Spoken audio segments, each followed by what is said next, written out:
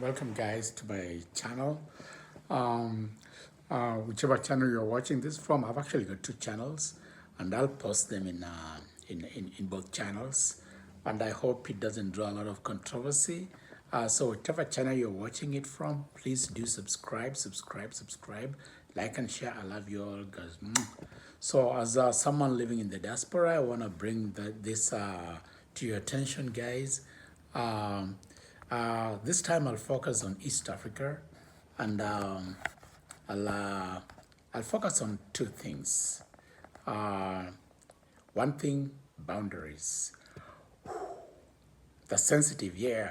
I know boundaries are really sensitive, but the reality is that some of these colonial mistakes that were made by the colonists need to be corrected at some point.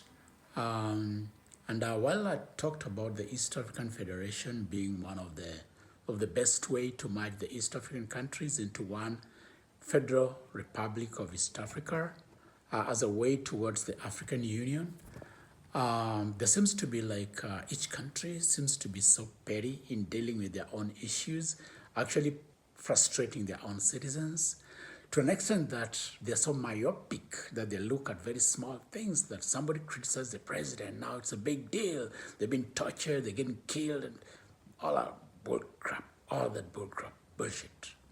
Sorry to say that, but that actually it's so petty. While other countries are sending rockets to the moon, the East African countries, I don't want to go to South Africa or West Africa, I'll focus on East Africa. The East African countries are busy fighting their own citizens or citizens of their neighbors who happen to come into their country.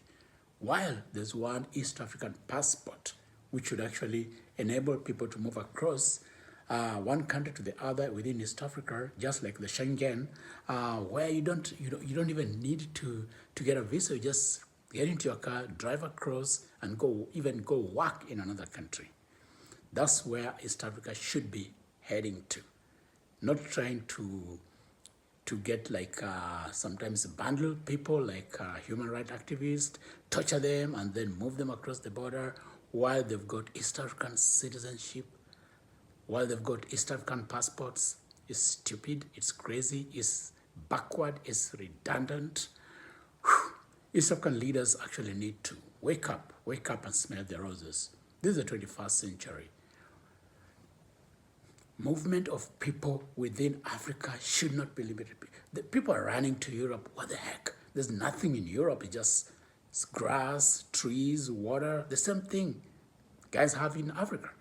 East Africa, West Africa, whatever. It's the same thing. Just build your country.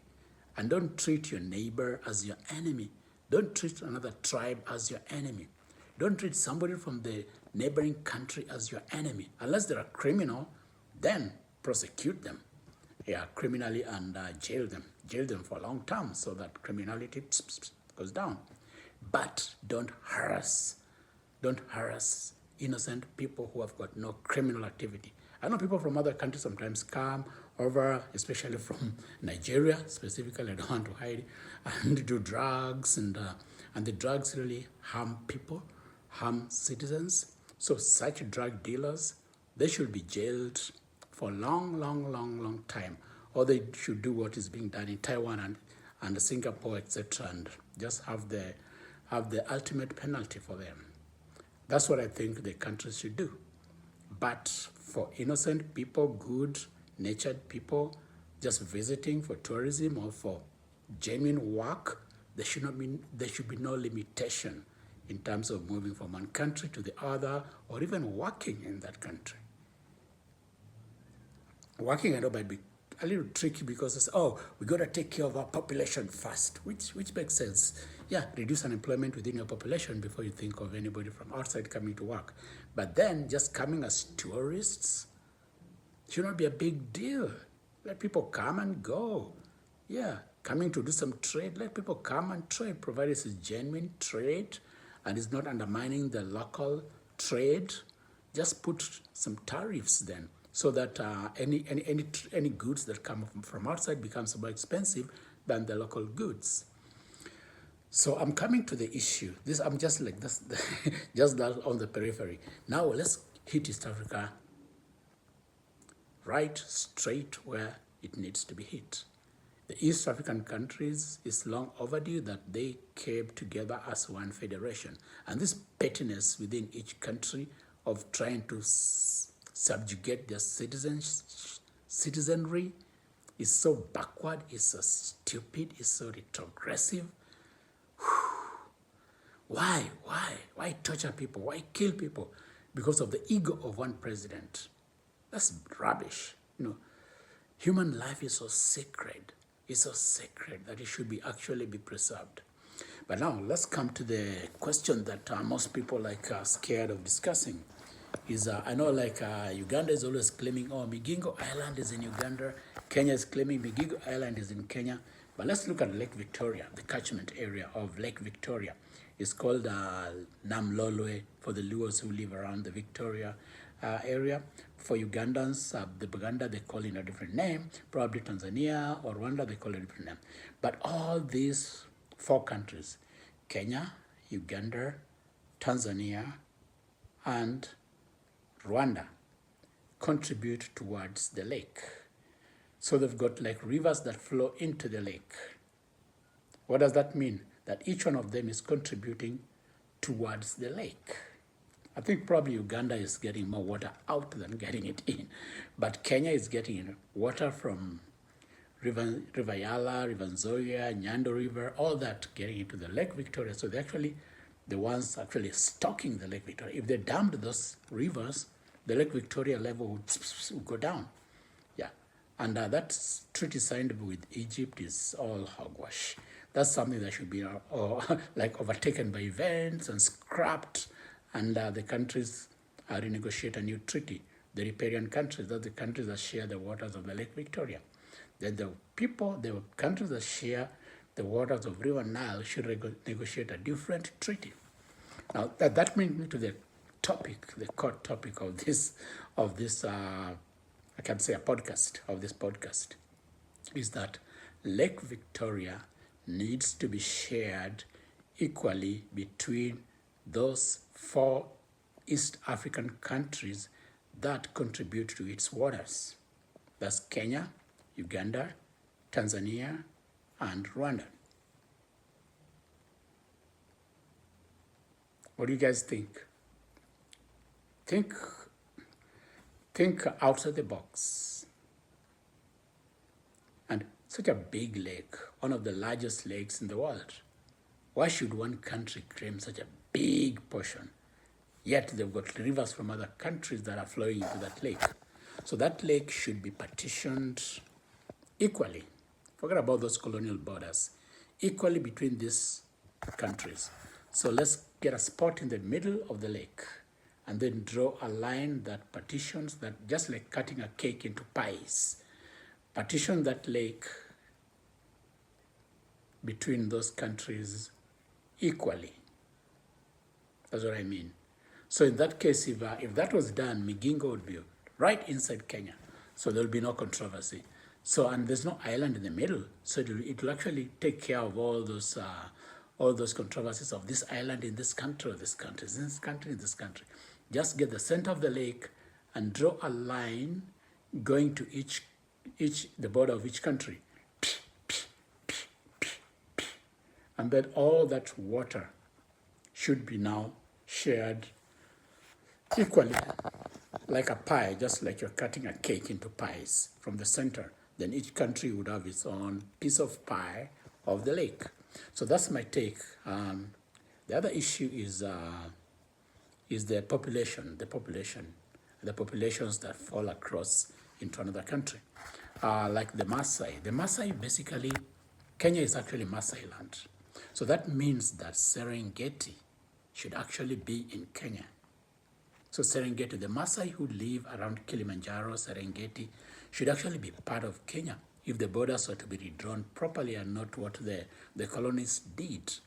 On the other hand, Kilimanjaro, which was given as a gift by the royal family to the German or whatever, should have been in Kenya. So if you think critically, then actually Tanzania, being such a big country, should actually this actually Kilimanjaro should be in Kenya, Mount Kilimanjaro should be in Kenya, and then maybe the Serengeti should also be in Kenya, just like the Masai Mara, because there are a lot of Masais in Kenya, right from Marsabit, Samburu, all the way up to Kajiado into Serengeti. So if they're critical speaking, the Serengeti should be part of Masai land and therefore part of Kenya. I know this may not be may not go down well with people, with Tanzanians. Oh, this is our land, but then these are the Masais, the Tanzanian Masais. But are they treated like Tanzanians, or are they being marginalized by the Tanzanian authorities? Are they a minority in Tanzania? So that's a question you can ask. But when it comes to the Pokot and the Sebei, I mean the Pokots are in Kenya and Uganda, they overlap actually. So which country has the bigger population of Pokots? Is it Kenya or is it Uganda? Between the two countries, Kenya and Uganda. So if we are to unite the Pokots into one big group, then that area, that's Pokot land or Sebei land, whatever you call it, in which country should it belong? Should it belong to Kenya? Should it belong to Uganda? Or should it simply be a different country, Pokot land? So those are the questions that you can always ask. And should the Masais in Serengeti unite with the Samburus and the Masais in Kenya and form simply what is called Masai land, which can be its own county, its own state, all the way to Eldoret? That's a country on its own. It's bigger than Rwanda. So when you look critically, then these colonial borders at some point may need to be redrawn properly, so that the communities are contiguous or continuous, not divided by imaginary lines. Oh, this is Tanzania, this is Kenya, this is Masai, Tanzanian Masais, Kenyan Masais. And that's exactly what Putin has been trying to do. Say, oh, the Russians in Ukraine, oh, they should be part of Russia, should not be part of Ukraine. Of course, that's looking for minerals, of course. But then, so that's a question that African countries need to ask themselves, and East African countries per se need to ask themselves. Do you want to have an East African Federation? Should we divide these waters equally between all the countries instead of fighting for small islands? That's the question. So my take is that the Lake Victoria waters, number one, should be divided between the 4 East African countries that embrace the lake or that kiss the lake. I have not checked the map properly because I don't really look at Rwanda so much. But if Rwanda touches the lake even a little bit, they should have their share of the Lake Victoria waters, an equal share. But if you can say, okay, let's look at which country puts in more water into Lake Victoria. Is it Kenya or is it Tanzania? And then the country that puts in more water into Lake Victoria should probably have a bigger share of that water. Well, but if you say that if the country that's drawing water and not putting water into the lake, how much share should they have? That's another question. So in order to beat all that, let's just divide that lake equally, and I mean equally, equal areas between the 4 East African countries that embrace the lake. But if you want to have some equity, say, okay, Rwanda just touches the lake a little bit, so let's give Rwanda a smaller portion. Makes sense. Let's give Tanzania a bigger portion because they've got a bigger coastline. Makes sense. Let's give Kenya a slightly smaller portion because they've got a smaller coastline. Makes a little sense. But how many rivers in Kenya are going into the Lake Victoria? Let's give Uganda a bigger portion because Uganda has a bigger coastline of the lake. So whatever formula is used and their countries agree to it, that will be the best deal. But if not, then just divide the lake equally between the 4 East African countries and let them exploit the maritime economy, or not the maritime, the lake economy to the fullest. Yeah. peacefully, not like or grabbing the the land and all that, grabbing waters and all that, having a military station and all that, you know. So the ideal would be actually to actually combine these countries into one federal republic, and in that case, the lake waters would actually be divided between what we call counties or states with their governors, and then we have got one president and prime minister for the whole 3 countries or 4 countries combined.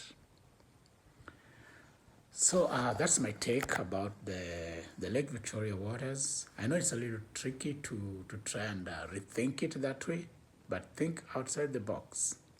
That's probably what needs to be done to solve the Lake Victoria problem, the boundary problem of islands within Lake Victoria.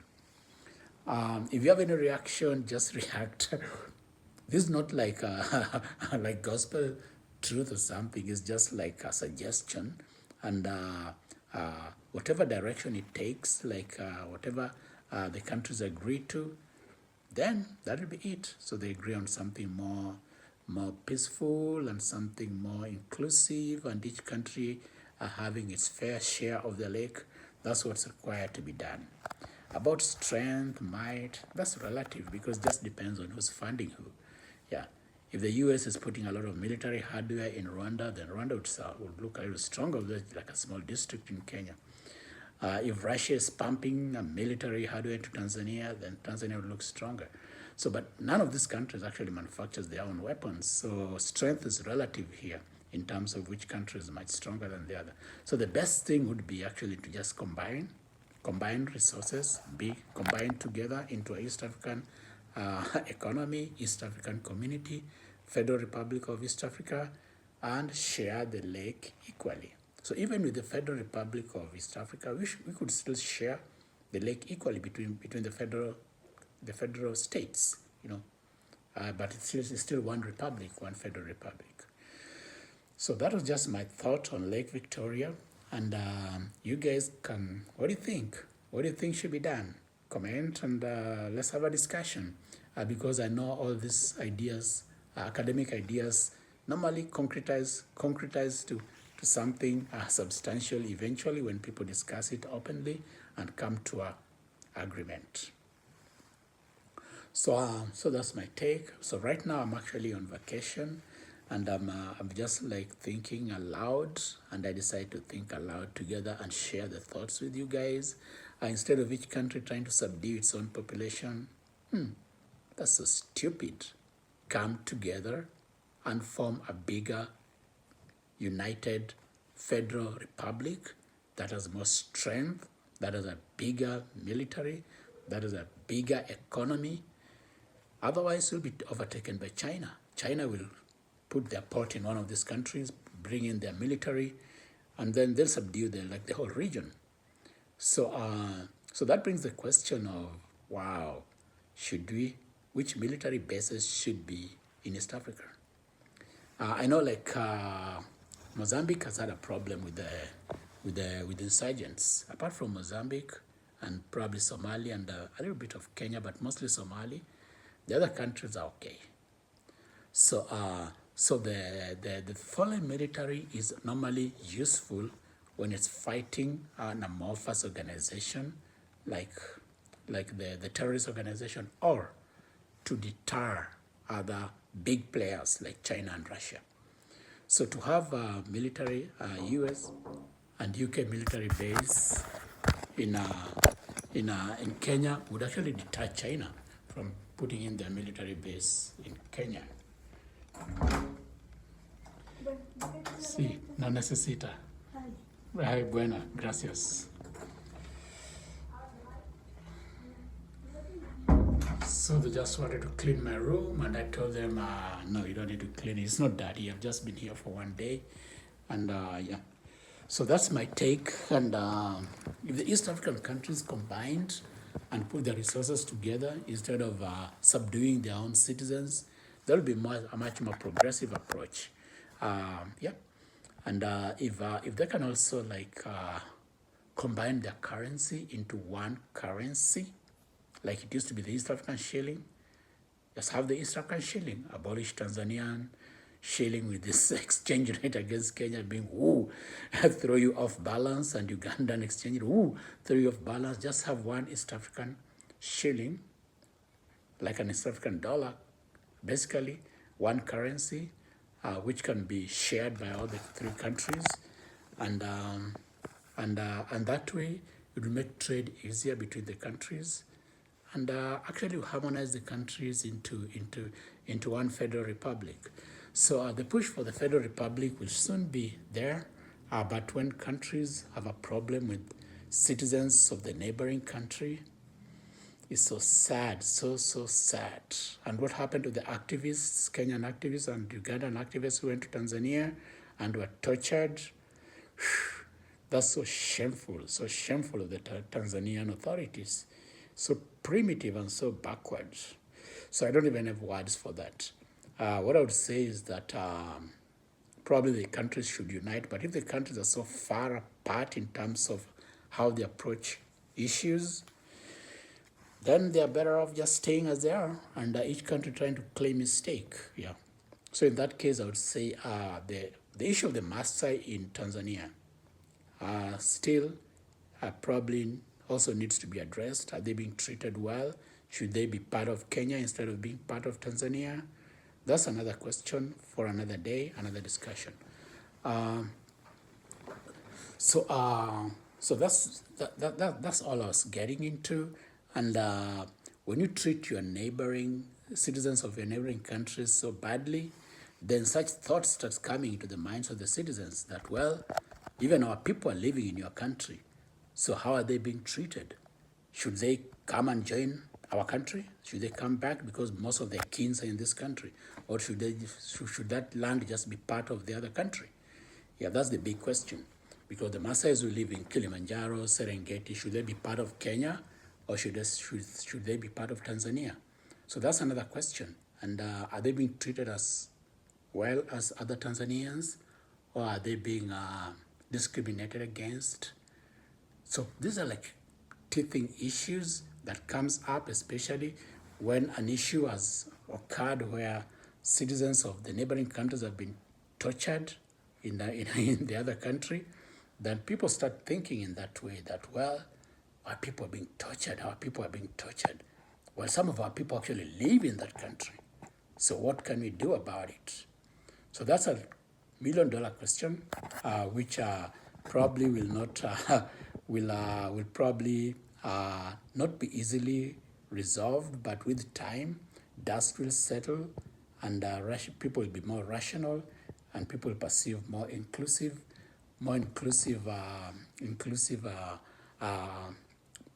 embrace like more inclusive attitudes, and so on and so forth. So that's what I wanted to say today. So my take was on the East African as a federation or as a community, and what should be done for the East African countries in terms of sharing the Lake Victoria water resources. So again, as I repeat, my take is that the East African waters should be divided equally between the riparian countries, or the countries that actually contribute waters to that lake. The countries that border the Lake Victoria should have an equal share of that. That lake is just too big, should be shared equally between all these countries. That's my take. And what do you think? Is it controversial? Is it a possibility? Thinking outside the box, that's exactly what I'm doing, thinking outside the box. So guys, I hope you enjoy this video. Like and share, and let's hear what you guys have to say. I'll let the comments flow freely so that people can have an exchange of discussion. And then from there, people can always, the governments can always decide in their conferences, because they have the East African Parliament and so on. They can debate all these issues and come to an agreement, peaceful agreement of how to share the waters of Lake Victoria, plus the islands therein. That's my take, and I hope you guys enjoy this video and continue to watch. Subscribe if you not subscribe.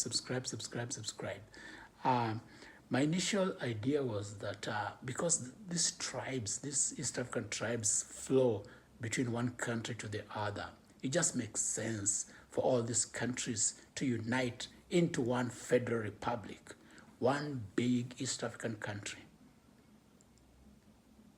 That's what ultimately should happen. Then we can now think about African unity after that. But basically, regional unity is important, is a key step into African unity. When countries that border each other cannot unite, I don't see how the whole Africa can unite into one country. If bordering countries are not able to unite, they speak the same language, they have the same communities living across one country to the other. That's the easiest way to integrate first before you even think of integrating the whole continent. So I hope you guys enjoy this video. Please subscribe or not subscribe to this channel, and like, comment, and share. And let's hear the debate before we get back to South Africa. I've not touched West Africa because I don't have much information about West Africa. So that's why I've been dwelling on South Africa and East Africa basically, and my suggestions on the socio-economic perspectives of these countries and what can be done to solve the problems which actually behest these countries. So that's been my thinking lately. And you guys, what do you think? What do you think? Should the Lake Victoria resources be shared equally? Should the Pokot and Sebei unite into one big county? And then that county can be in either country, or both countries, or just part of or a country on its own? Should the Maasai in Kenya and Maasai in Tanzania unite into one big entity? And can that be a country on its own? Or can it just be a state on its own? Where there's one big group of people, and then within that context, these states can be part of the East African Federation? Should the Luos in Tanzania, Kenya, and Uganda combine into one big state to be part of the East African Federation? Basically, the Luos go up to Sudan and up to Ethiopia. So should all these Luos combine into one contingent group or state, which will be part of the East African Federation? So if you look at the future, probably that's what might happen in the future. So while there's unity is happening, people also tend to still stick to their customs and traditions. And how much do these customs and traditions play in terms of regional integration?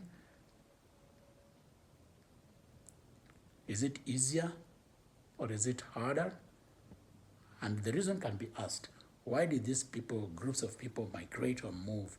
Why were they separated by these boundaries, these colonial boundaries?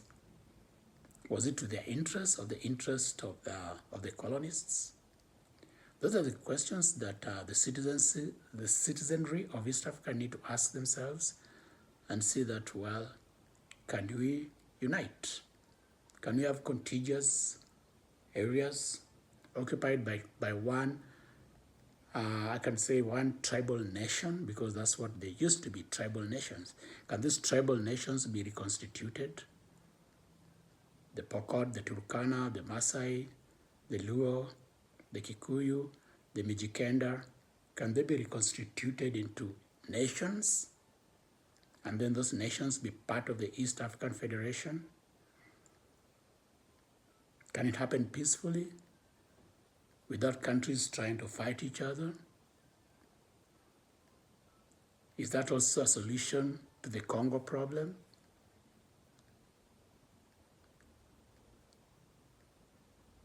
So it's a little tricky, but I know each country will try to hold on to theirs. But eventually, what needs to happen is a rationalization of these communities into a contingent population or contingent state, and the sharing of the lake equally between the bordering states. I'll go with states right now instead of countries, if eventually in the future that's what it will be.